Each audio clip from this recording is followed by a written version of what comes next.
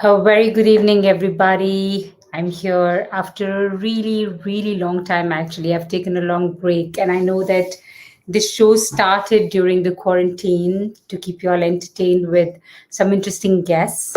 And we're just carrying on. And today I have a super, super interesting guest who I'm going to quickly add to the stream and then introduce him because he's been. Hi, Evan. Thanks for joining in. Hey, everybody.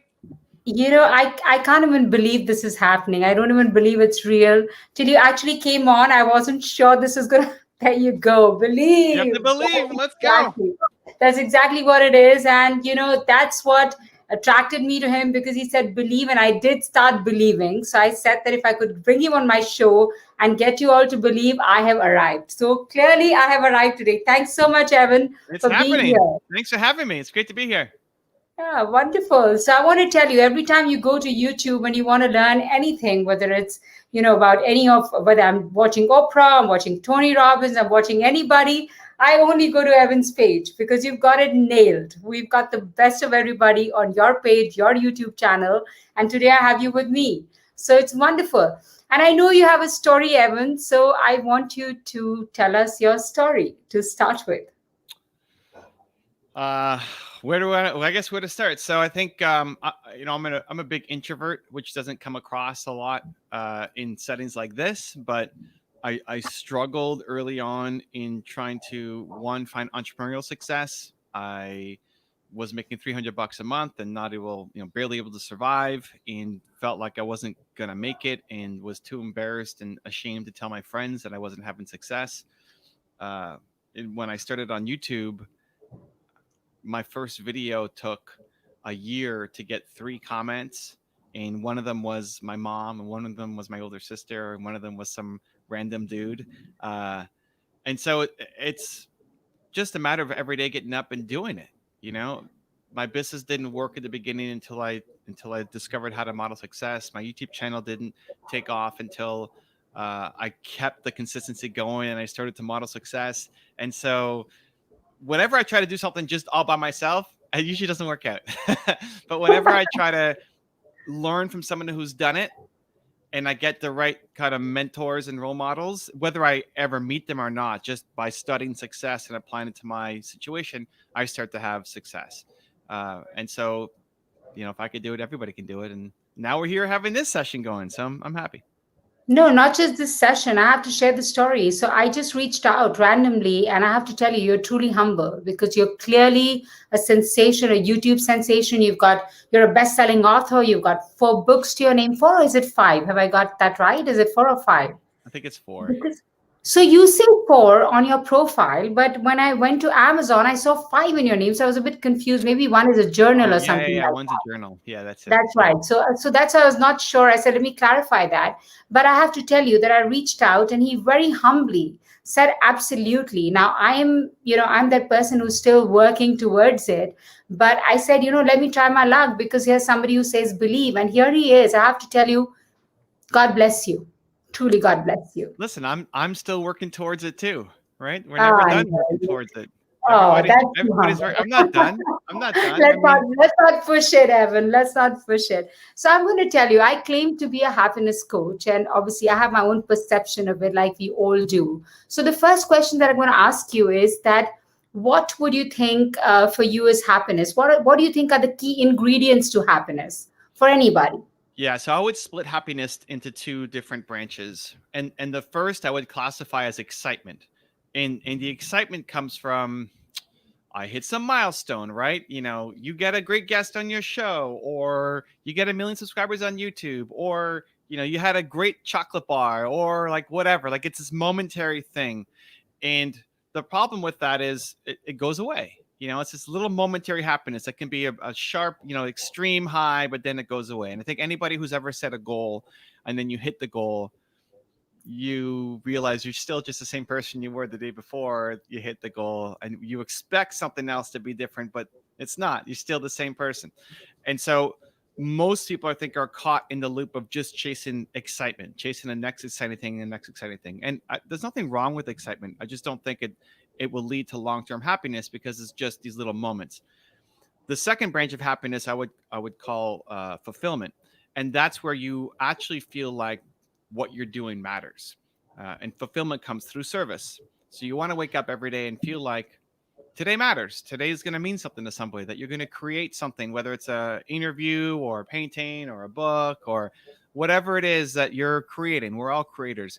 You want to feel like you're going to make something today that's going to mean something to somebody. It's going to have an impact. When you wake up every day and feel like today matters, you're going to create amazing things. If you wake up every day and feel like today doesn't matter, nobody cares, it doesn't matter if I show up or not, that takes you down the path of depression. And so I love happiness. I think people chase excitement, and there's nothing wrong with that. I just think we have to balance it with fulfillment, which comes through service. I think so. I think fulfillment, and I also think contentment, which comes with once you're content, you're grateful for what you've got. However, if you're constantly seeking, then that, stability, like a lot of people say, happiness is a state of mind. And I think mind is the most fickle thing. So I don't ever say that. I say happiness is a state of being. And I think that's exactly what you're trying to say in, the words that you're using. I want to tell you that the book that I really love is the one on success. So I want you to share your because I want people to read the book. It's called The Rules of Success. What is it? What Yeah, yeah. exactly is the rules of? Top 10 rules of success. Yeah. That's right. Top 10 rules of success. So I want everybody to read it because I think it's truly meaningful. And if we applied it in our lives, we could actually change our lives. But what I want you to do is do a quick share with the audience of your top 3 rules of success.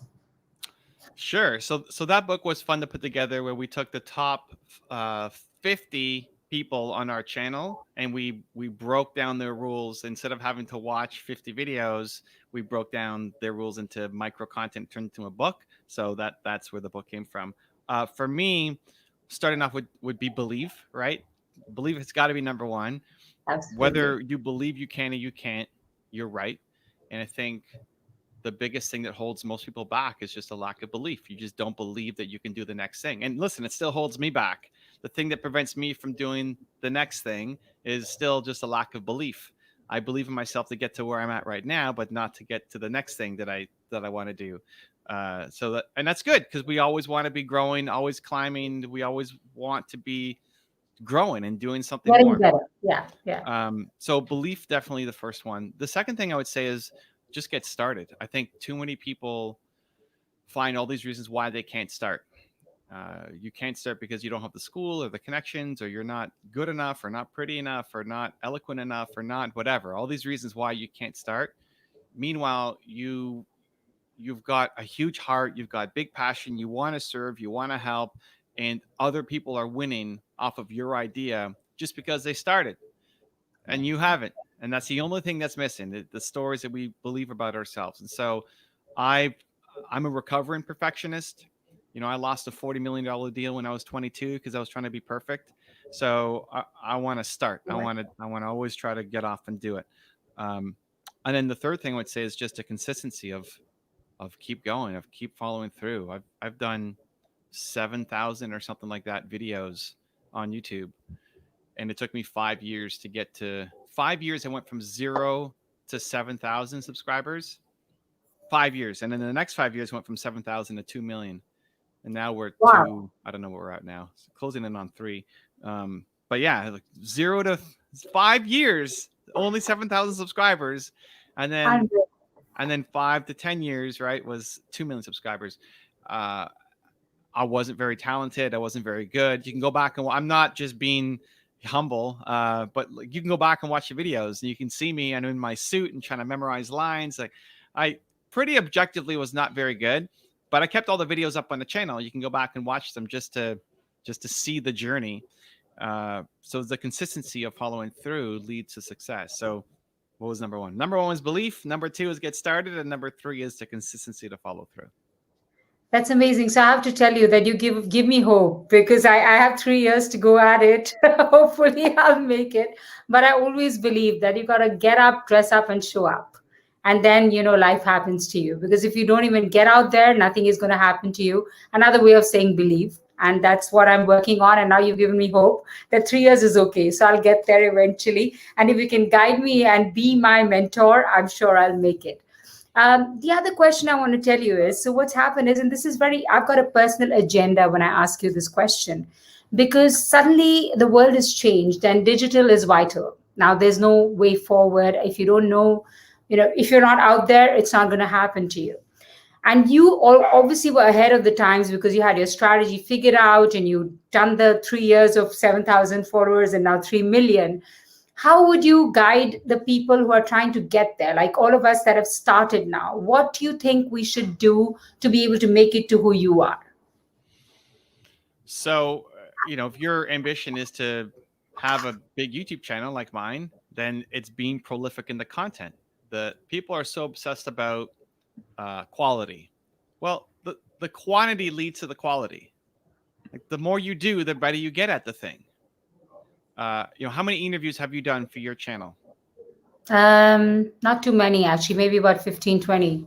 Great. But if this is number 20, if you go back and watch number 1, you'll already see a difference of Yes. of you and your confidence and your happiness and the questions, and because you've done it 20 times. And if we go fast forward to the future where you've done 500, you're going to look back to this one and say, "Oh my gosh, look how much I've grown." So if you're only doing it once a week, it's going to be hard to get good at it. If you're doing it once a month, it's going to be impossible to get really good at it, right? And so it's Yeah. putting in the repetition to start getting good at whatever the skill is that you want to get good at. If you want to be a great piano player, you have to practice, right? If you're practicing once a month, you're just Absolutely. never going to be a great piano player. So whatever the thing is that you want to get great at, we we get frustrated too much by how much we might suck the first time through. I just expect to suck. Like expect the first time out to suck. Expect the first video you make to be terrible, right? It doesn't mean that you suck. It doesn't mean that you're terrible as a human being. It just means you don't have the skill yet. Well, how do you get the skill? By practicing, right? Like anything else. You can't expect to pick up a basketball or pick up a cricket baton and just expect to be amazing, right? You're gonna miss True. many times and then you're gonna start to hit. And so, especially now, I'd encourage people use this time, start creating, whether it's making videos or making your art or writing your book finally or whatever is you've been putting off for forever. Just start and don't judge yourself. Instead of judging yourself for how bad your product is, right, like how bad your first video is, reward yourself for trying, reward yourself for the effort that you put in. And the more you can flip your identity towards the effort level that you're putting in every day instead of the results that you're getting, that's when things start to really get exciting and shift. Amazing. I do want to tell you, even though you said it is my 20th and I'm practicing and getting there, I think I've arrived on my 20th. I've got you on my show. So come on. I'm Let's doing go. okay. I'm already halfway there, right? Okay, so this is really, really important to me because when you said yes, I was like, oh my God, this is real. And I went out there and started reading about you, and I started reading about your book, Built to Serve, which is what the topic today is. And I tried to answer that question, that what really is my purpose. I want you to talk about the book because it got me thinking and got me into a lot of introspection and how you've handled the whole story. So I want you to share that with the audience of what your book is and how after reading it they can actually be completely different people. So I want you to do that and not share my story right now. Sure. So humans are built to serve. I mean, the book is called Built to Serve. Here it is. Humans are built to serve. If you're not happy, we talked about happiness earlier. If you're not happy, it's because you're not serving people. You want to feel again like you wake up every day and it's going to have an impact on somebody's life. But who do you serve? How do you serve? What's the process of serving? The number one question I kept getting asked was, how do I find my purpose? How do I find my passion? How do I know what I'm made to do? So, well, that's actually not that difficult a process. You don't have to meditate on a mountain for 10 years to figure this out, right? You don't have to hire a super expensive business coach to figure it out. Your purpose comes from your pain. Whatever you struggled with the most as a human being is what you want to help other people through. True. So, not physical pain like you broke your arm or something, emotional pain. Like, when did you feel the lowest as a human being? When did you feel so insignificant, so lost, so helpless? The world's against you. Go back to that super painful moment and recognize that there are millions of people right now who currently feel that way. There are millions of people right now who currently are who you used to be.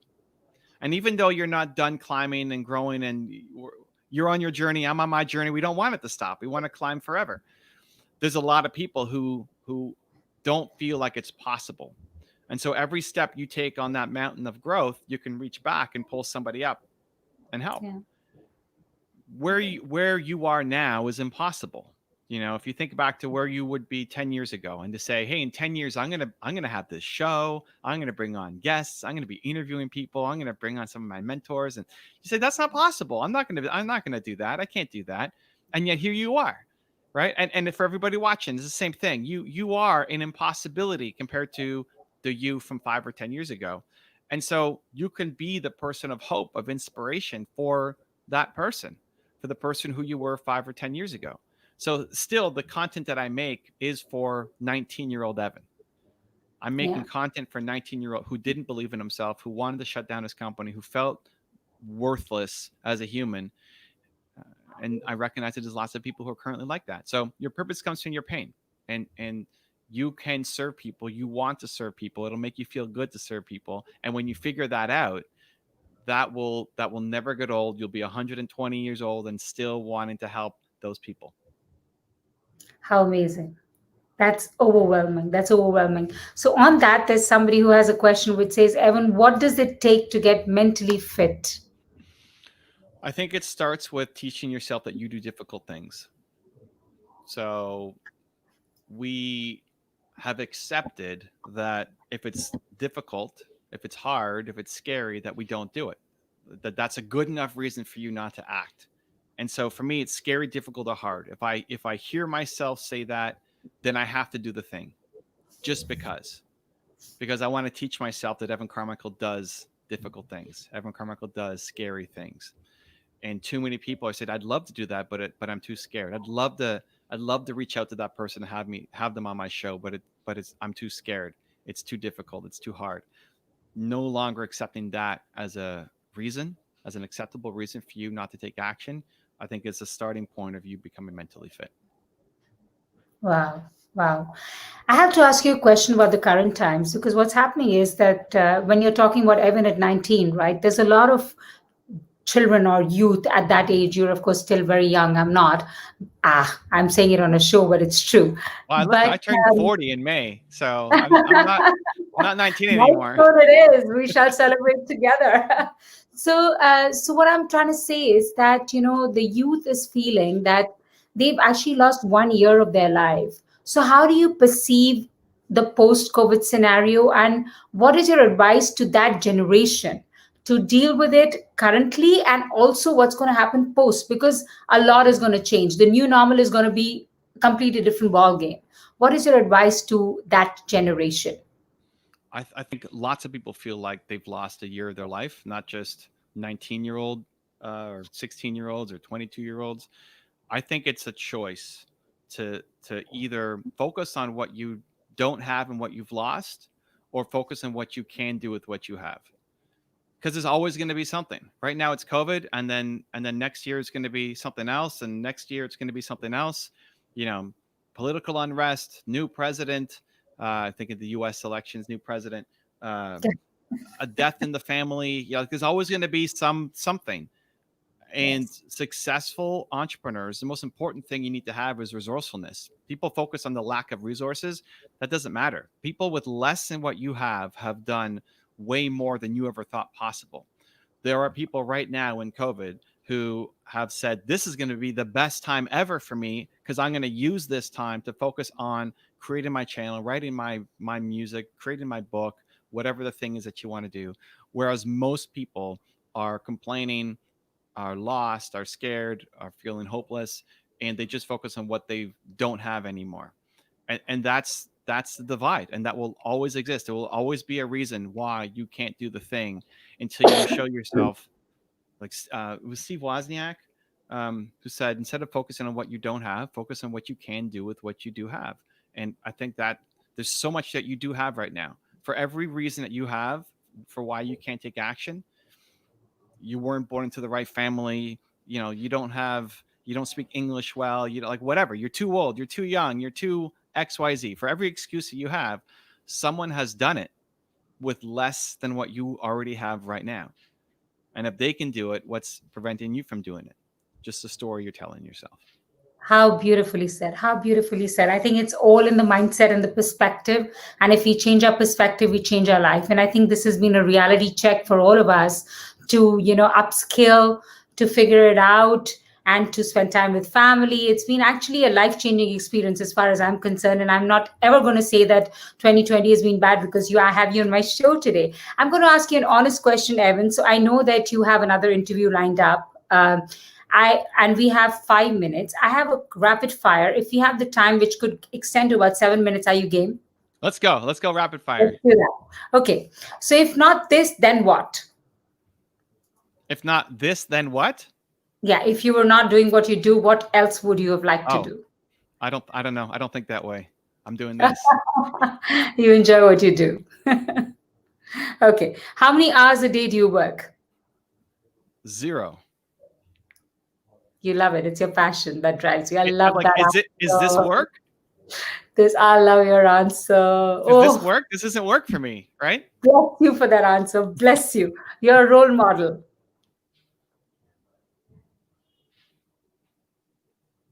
Okay. Yeah, rapid fire, right? What's next? Let's go. Okay. What drives you? Your turn on. Feeling like what I do matters, helping people. Okay. Who do you consider one of the best motivational speakers? Young Les Brown.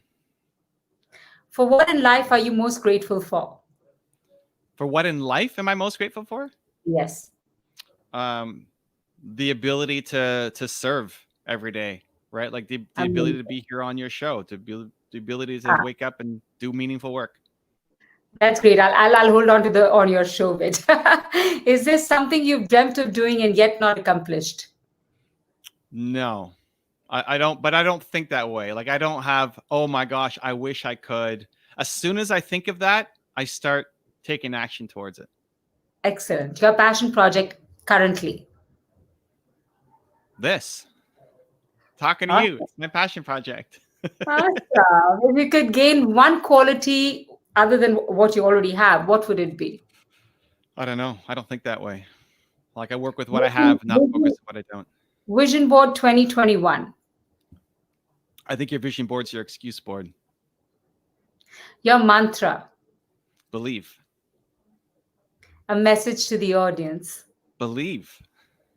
Awesome. Evan, this is real. I believe, and I believe that dreams can become a reality. I believe that what you manifest and what you wish for is what's going to happen. I walk every morning and every evening watching Evan's shows on YouTube. I'm one of his biggest fan and biggest followers, and I have him on my show today. So absolutely #believe.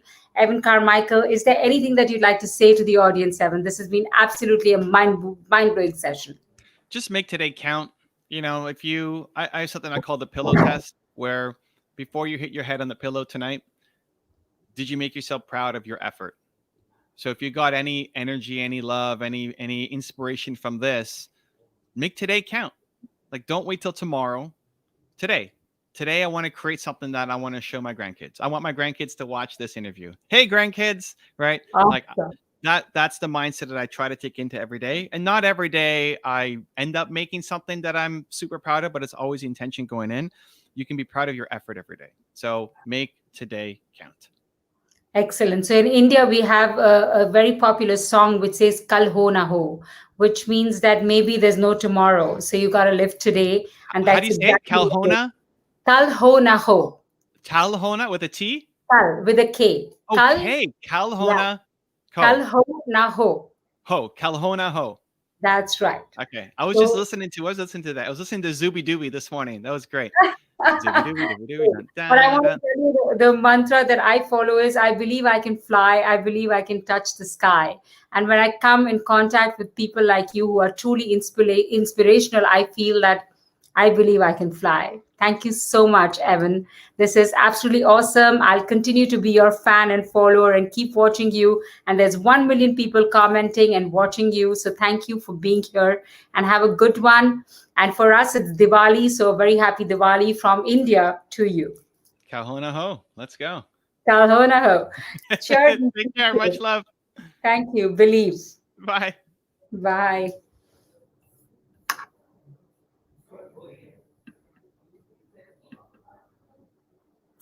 Thank you guys for watching. That was Evan Carmichael, and I can't believe that I had him on the show. He actually took out 25 minutes for me. I committed to sticking to 25 minutes. Otherwise, I do know, I know we have some wonderful people watching and asking questions, but I know that we couldn't have addressed any more since I was given a specific time. But thank you all for signing in. It is super late in India, 10:30, and I know I have a lot of friends from Monaco that I've signed in. I can see Kavita from India, Beverly, Anna, Kim, my whole family is here watching me, appreciating me, and a lot of other friends. Paramjeet, thanks so much. Ashwinder, thank you so much, and happy birthday to you. So it has been absolutely amazing that you all signed in at this hour, this unearthly hour. But yes, he is truly a sensation and truly inspirational. So if you're looking for anything related to success, happiness, or just feeling motivated, inspired, you can go out there and search him on the YouTube. On YouTube, it's called Evan Carmichael, and it's as simple as that. You'll get the entire gamut. So do that, and thank you all for signing in, and thank you for watching, and keep watching. Shalini says, Wine Shine Quarantine. Until next time, a big kiss from me.